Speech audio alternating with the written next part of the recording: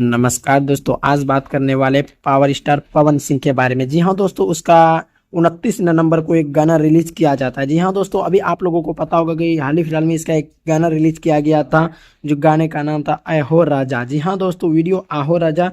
उसके बाद इसमें अब बात कर लेते हैं कि इसमें अशोक राजा न्यू भोजपुरी सॉन्ग या म्यूजिक। जी हाँ दोस्तों, इस गाने को रिलीज किया गया था 29 नवंबर को। अभी तक इसमें बात बता देना चाहेंगे, इसमें लाइक कितना आया। जी हाँ दोस्तों, इसमें लाइक 4,60,000। अब व्यूज की बात कर लेते हैं। व्यूज है इसमें 23 मिलियन, यानी कि 2,30,12,466 व्यूज इसमें आ चुके हैं। जी हाँ दोस्तों,